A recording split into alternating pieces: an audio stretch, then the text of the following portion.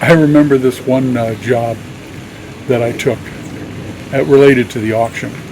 I basically used to work on call for a local auction house, and because I was retired, they knew my time was pretty much my own to decide which days to work on the property and which days I was available. And they had this job that was in a town north of here called Squim, Hummingbird Lane. In fact, I've got a sign for Hummingbird Lane over at by Rose's garden shed. I used to collect signs from the places we'd auction the contents of, businesses, car dealerships, some rural properties. I'd end up buying a lot that would include a sign because I've always had this fascination with old signs. But Hummingbird Lane was interesting in that the people had collected, it was one of those multi-generational properties. They'd owned it, I think, since the mid-60s. When the auction house got called out there, among the other things to liquidate, the guy was a lapidary. That was his hobby. Probably made some money at it too, because lapidary can be a very good seller. But he had just a wall stacked taller than I could reach, full of like old TNT boxes, explosive boxes, full of rocks and stones and lapidary pieces that he'd sliced. And of course he had all the equipment that went along with that. But we had to decide how we were going to offer all those boxes full of lapidary stones at auction. So we came up with the idea of bringing up a bunch of empty pallets and then putting as many boxes that would fit one layer deep on the pallet. And I think it was like 9 boxes that fit. And then in the center of those 9, we put a couple more because it didn't fully cover the lower level. And then on top of those 2 or 3, we stuck one more on top. So we had kind of little pyramids. I brought up my skid steer with the pallet forks. It worked like an off-road forklift. And we proceeded to line them up in a field between the barn and the house. And I remember I was working with another guy that we were going to take care of the loadout after the auction was over. And because the drive time was just a little too far to be leaving the house each morning to do the setup and then do the pickup, the evening the auction ended on through the 2-day weekend pickup, the other guy and I stayed in the local motel. Good restaurant up there. Enjoyed that. Set up like a diner. It actually rained a bit that week, and my skid steer had pretty much churned up that pasture by the time the week was done. It was kind of a mist. And that area is known as the banana belt because they get a lot more sunshine than we do just a couple hours away. So it's a big retirement haven. A lot of people like the extra sun and the Dungeness crab up in that area. But it's a pretty remote area. I think they had a Costco was their big claim to fame up in that town. And Squim, that's an interesting town. It used to be, when I first came to this area, the highway took you right down the center of town, down the main drag, and then town was only a few blocks wide. And then it went into rural housing. When they expanded the highway, they basically drove a straight line down beside the town. And I always wondered whether that was going to be a double-edged sword. Yeah, they wouldn't have the summer downtown traffic of all the looky-loos, but they also wouldn't have the shoppers that were hopping into all those little tiny stores on Main Street. So it was one of those places where it was a good place to pull off if you were making the trip north, but I think they probably did themselves a disservice in the long run regarding the local businesses. But we're up there, first morning of the pickup, after the auction's over. We did some load out right after the auction, but we told everybody what time we'd be there, and I got there and I had the skid steer going, and most of the people, if they bought multiple pallets of these rocks, they could only take 1, maybe 2 at a time in a pickup truck if they were going to pallet load them. If they were going to take the boxes and hand load the boxes, then you could get as many as you could in your vehicle. But I remember this guy. He shows up and he's insistent that he was important. He was important enough that I should load him next. And he actually started to get into my face and poke my chest. And I'm no small guy. Even then, when I was working for the auction, I was probably 50 pounds lighter. But I was still probably 6'1", 240, and this guy was a little bit of a fire plug, but very aggressive. I don't like aggressive customers. In fact, my theory has always been charge them extra. But I told him, I said, I'll load your truck, and when you come back for the next load, you'll wait your turn. He's like, oh no, when I get back, I want to have my next pallet ready to go, so I'm not in line waiting. And I said, there's lots of people here. I got one skid steer. I'm loading them in the order that people arrive and are ready. And he's like, do I need to call your boss? And I laughed because I said, basically I'm a contractor. That skid steer is mine. If you want that skid steer to load items in your truck, you're going to take a different tone.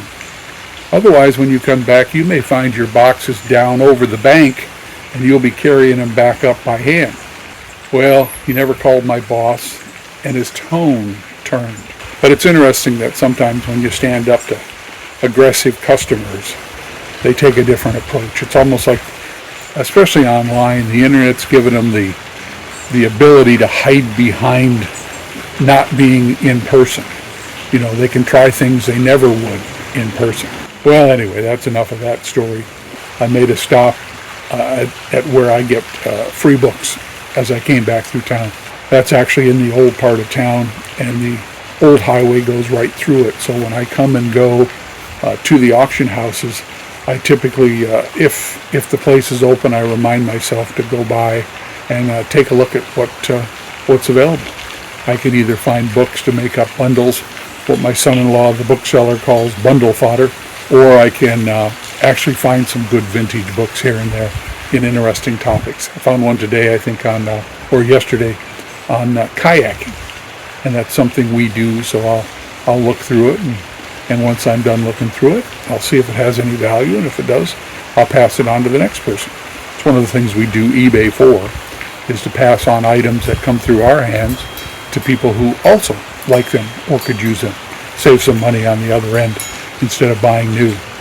It's always impressed me that a hardcover book by a popular author on the New York Times bestseller list gets purchased at a Barnes & Noble or in a airport bookstore, for $22, but you can find that same book once it's been read once for $5, $6, $7 on eBay. Push pay of shipping on eBay too. Still, they're good values. Of course, a lot of those are out of print, so you're not going to find them in a Barnes & Noble, or you're not going to find them new bookstore at the airport. And here are the books from my free pickup. They've got a wide range. These are DIY and garden type books. They'll go in with similar books and make a lot. Some army books, some religious books. These old spiral bound cookbooks. This one happens to be a recipe book for a KitchenAid. I do okay with those. Some classics here. I especially like to pick up sci-fi and Western classics. Here's some teen dragon books. Here's the one on fundamentals of kayak navigation. Some of the dive manuals and the kayak books do okay. There's the paperback collection, some old classics. I especially like these Joe Gall books. Here's 3 more of them. So I get enough of these, I'll put them up as a group. They're like the old detective mystery books.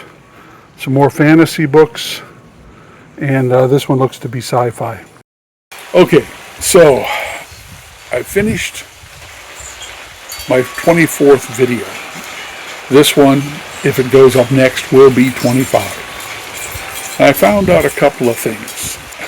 Managing all these video clips, photographs, thumbnails for titles, it's going to be a challenge. Right now I've kind of got them sorted by the date that I recorded them, and they're on a 1 terabyte hard drive that I can attach to my phone to transfer them, and that's been working out very well, a lot better than the initial thumb drive. It was slow to transfer the files and the capacity wasn't there. So I got one of these external 1 terabyte hard drives, and it's not much bigger than a thumb drive. So I can plug it in here, download the files, unplug it when I eject it, take it over to the laptop, plug it in, transfer the files into the video editor, and then bring back the rendered thumbnails and the rendered video clip. But I can see I'm going to have to take a day or two and really figure out a management system, because the data, the raw clips fall into a few categories. Those that I will never need again once I've rendered the video they were used for, and those that might make future B-roll or reference back to. Like if I want to say we went to the auction in Renton. Well, each time we go, and we'll be going again Friday to do another pickup. I'll show you that after I've made it. I don't need all the footage getting to Renton. I don't need to keep photographing or videotaping the outside of the building at Renton. So some of this is useful B-roll, but a lot of it, once you've rendered the final video, can go away, and that should save space on my terabyte hard drive, because I'm actually surprised at how fast that's filling up. These 4K videos actually take a lot of room into storage. Okay, so if you have a solution for managing video clips and photographs as part of the whole YouTube operation, drop a comment, let me know, send me some details. In fact, if you've got a comment on any of the first 24 videos, or what you want to see in the future, which kind of videos you favor, drop a comment. I've yet to actually get a comment directly into the YouTube. The number of views is growing, subscriber count is growing, but I'm not getting much feedback in the way of how this is going from an outside perspective. I'm enjoying it, but I'd like to hear about what you're enjoying. Or if you're not enjoying it, I'd like to hear that too. Anyway, I've got some packing to do. I just finished some listing. While I was making up lots to go to that consignment auction, I pretty much avoided listing for about 3 days, but I got back at it. I listed multiple items in multiple stores, so we'll see whether the sales count will go up. It usually does once you've listed, but in general we find that sales kind of drop back in the summer anyway as people get distracted. They're outside longer when the days are nice. It's actually cool here today. You can probably see it behind me. The sun is not making big shadows on the deck. Temps have dropped. It was supposed to be raining today. So it's one of those pleasurable days when you expect to hunker down and do inside work. But the rain hasn't materialized. Skies are still blue and white and cloudy. It's actually very comfortable. All right, I'm Brian. That's what's going on today.